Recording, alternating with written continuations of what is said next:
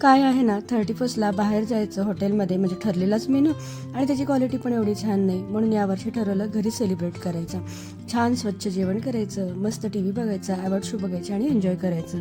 जसं आपण लहानपणी भेळ खायचो आणि झी मराठीचे अवॉर्ड बघायचो, तसंच काहीतरी. म्हणून सगळ्या भाज्या आणल्या होत्या. बटाटा, गाजर, शिमला मिरची, काकडी, बीट ह्या सगळ्या मी छान वाफायला लावल्या होत्या कुकरमध्ये. एका साईडला बारीक कांदा चिरून घेतला, टमॅटो चिरला, शिमला मिरची चिरून घेतली.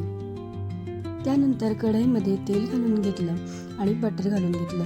हे गरम झालेलं असताना त्यामध्ये घालून घेतलं तमालपत्र आणि बारीक चिरलेला कांदा. बारीक चिरलेला कांदा मी जवळजवळ 5 ते 7 मिनटं परतून घेतला, गोल्डन ब्राऊन होईपर्यंत.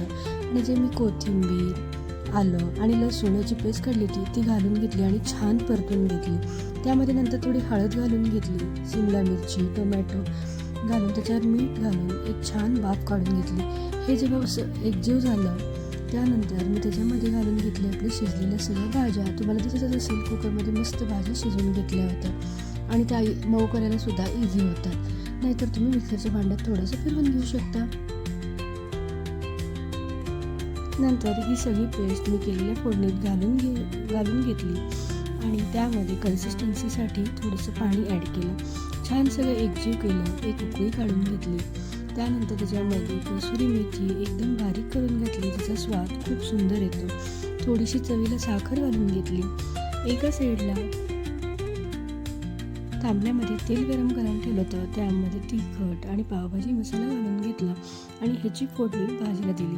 असं केल्यावर भाजी खूपच टेस्टी लागते बरं का.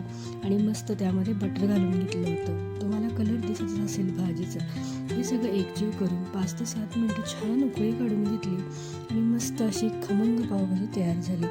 त्यानंतर पाव आणलेलेच होते, त्याला बटर लावून छान तव्यावर भाजून घेतले आणि डिश रेडी केली. कांदा, लिंबू, कोथिंबीर केलेली पावभाजी, त्याच्यावर बटर आणि वरून चीज. आहा, मस्त आहे ना बेत. कसा वाटला नक्की सांगा. लाईक करा, शेअर करा, चॅनलला सबस्क्राईब करा.